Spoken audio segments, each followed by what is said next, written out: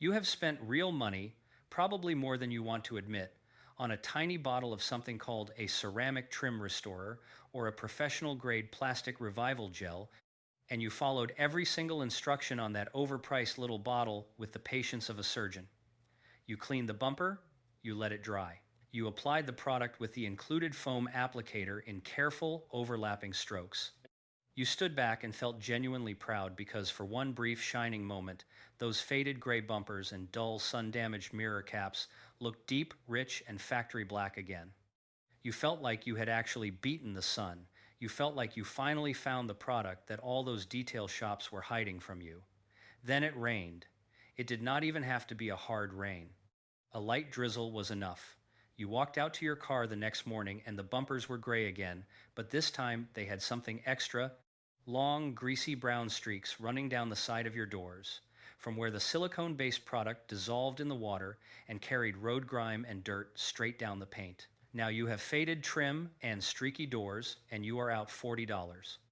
That specific sequence of events has happened to millions of car owners, and it keeps happening because the detailing industry has built an entire revenue model around products that are specifically engineered to fail beautifully so that you come back and buy again next month.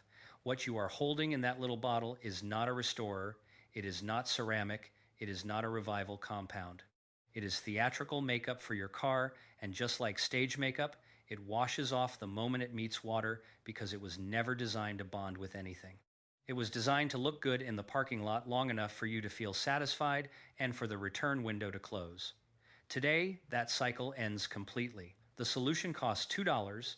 It is sitting in the shoe care aisle of any dollar store or pharmacy on the planet, and it works on a fundamentally different scientific principle than anything those detailing companies are selling you.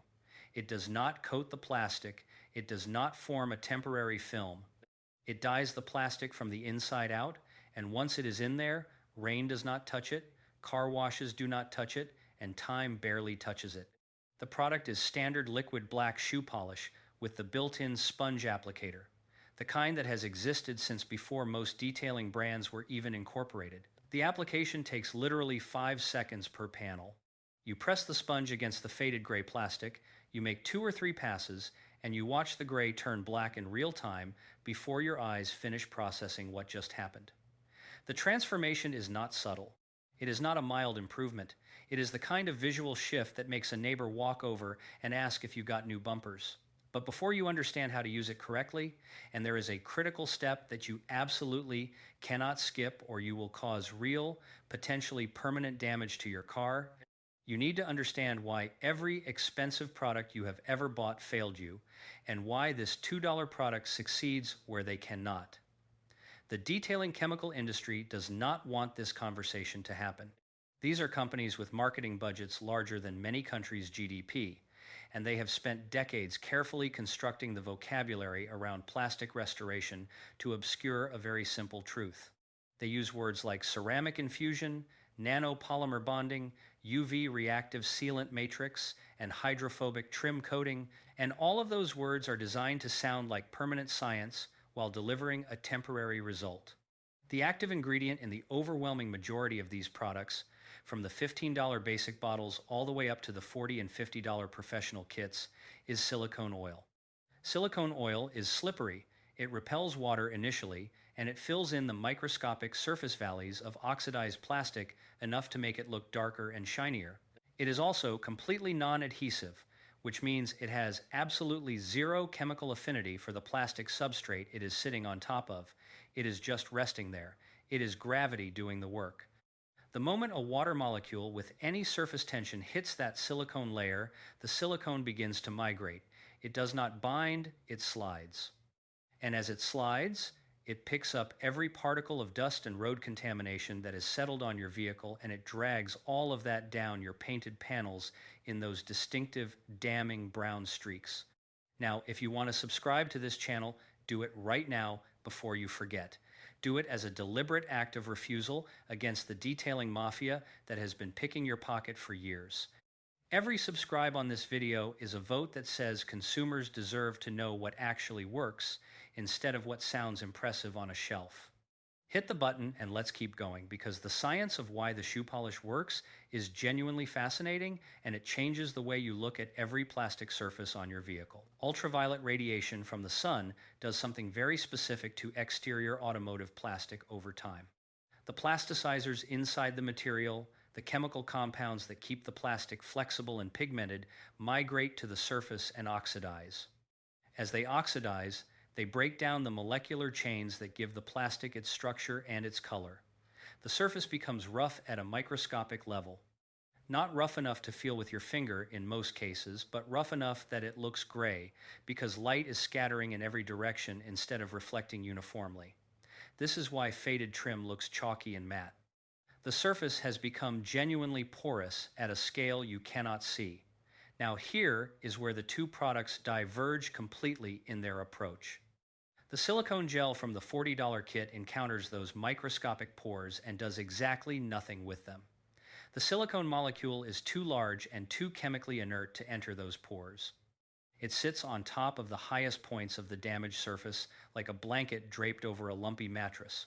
It makes the surface look darker because it is filling in the light scattering valleys with a reflective liquid, but it is a purely optical illusion, sustained by the physical presence of a substance that has no reason to stay there.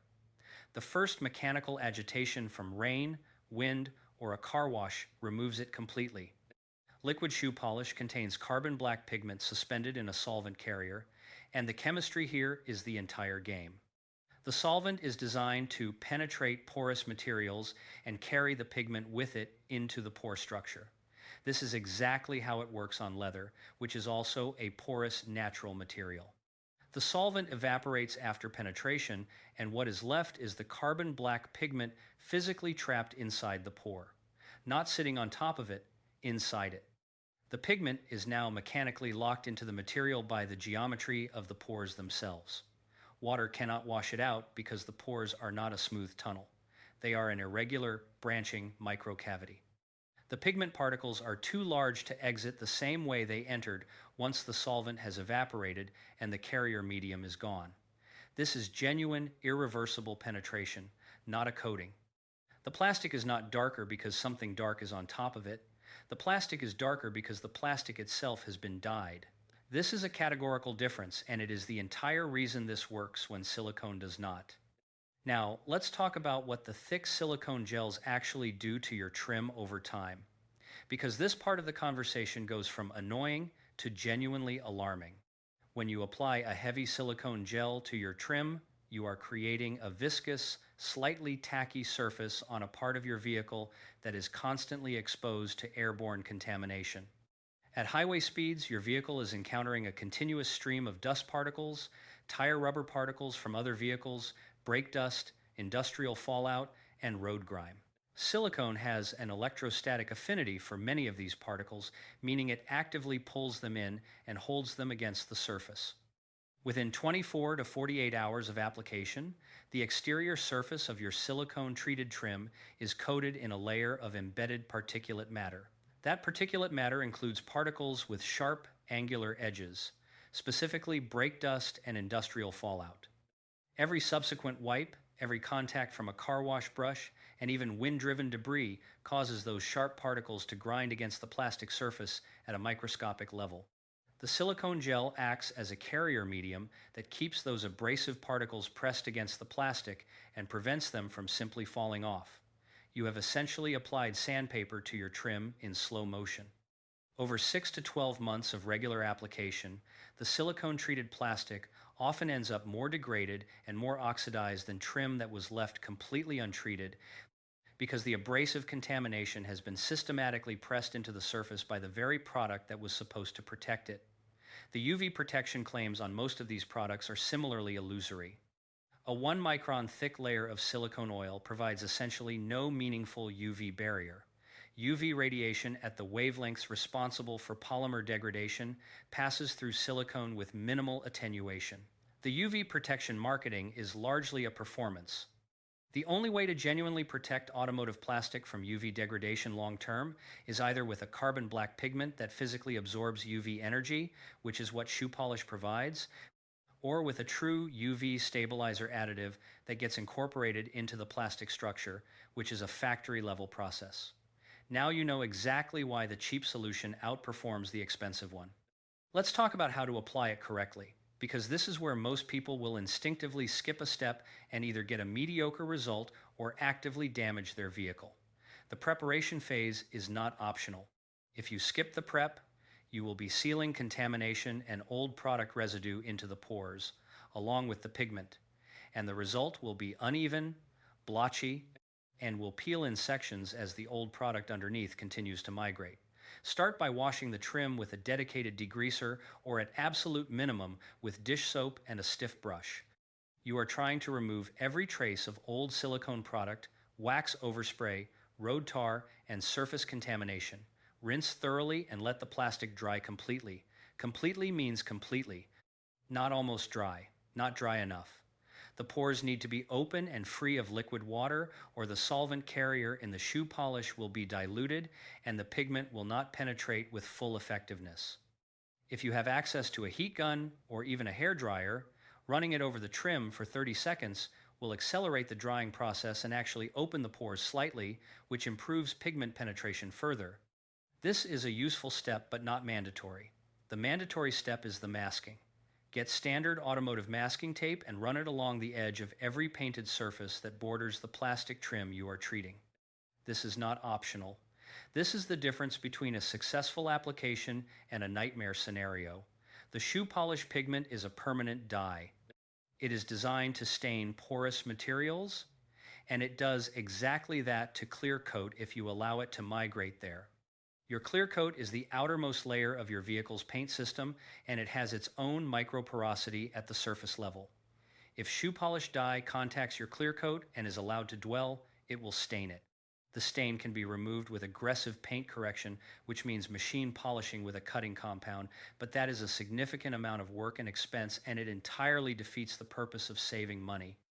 Tape the borders. Use enough tape to give yourself at least a ½ inch of coverage on the painted side. Now apply the shoe polish. The built-in sponge applicator on standard liquid shoe polish bottles is perfect for this application. Press the sponge firmly against the faded plastic and move it in consistent overlapping strokes. You will see the transformation happening in real time as the solvent carries the pigment into the pores and the gray surface becomes deeply, uniformly black. Work in sections if your bumper is large. The solvent evaporates at a moderate rate, and you want to manage your timing carefully because the critical wipe down step has a specific time window. Apply the polish to a full panel section, then set a timer for exactly 3 minutes. This 3-minute window is important, and it is not arbitrary. During those 3 minutes, the solvent is actively carrying the pigment into the pores, and the penetration process is occurring. If you wipe immediately after application, you remove pigment before it has fully penetrated. If you wait too long, the surface level pigment begins to form a film that is more difficult to remove cleanly, and that film, unlike the penetrated pigment, is vulnerable to washing off in rain.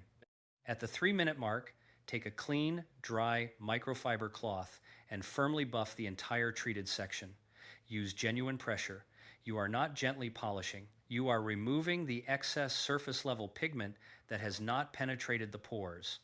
The excess has to come off or it will behave exactly like the silicone product you replaced, sitting on top of the surface and washing away in the rain while leaving streaks on your paint below.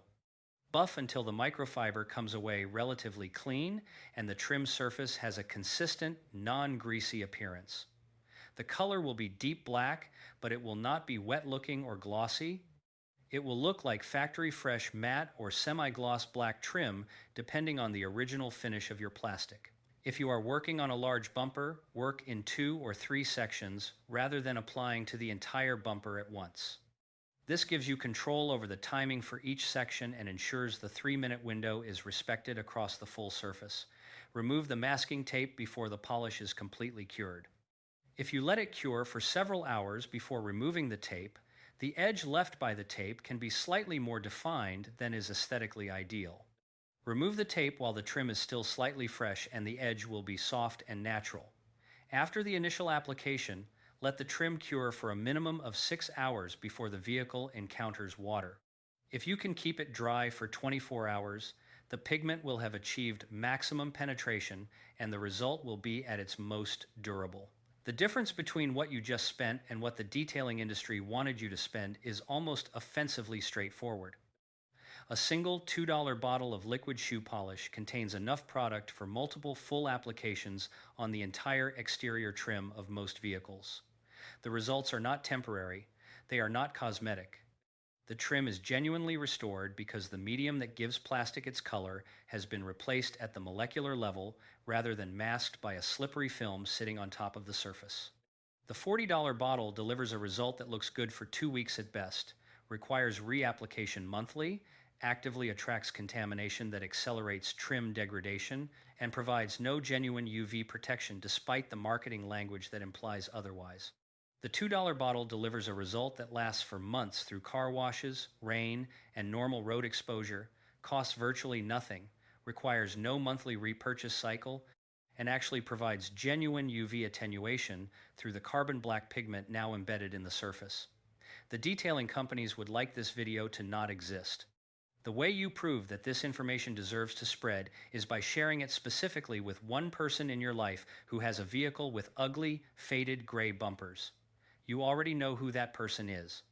They might be your parent, your neighbor, the coworker whose car you see in the parking lot every day and feel slightly embarrassed for. Send this video directly to them right now. And if you have already tried this method, or if you have a story about a detailing product that completely failed you after it promised the world, drop it in the comments below. Every comment on this video is a data point that proves consumer education works and that the detailing industry cannot hide its worst products behind marketing language indefinitely. The comment section is where we keep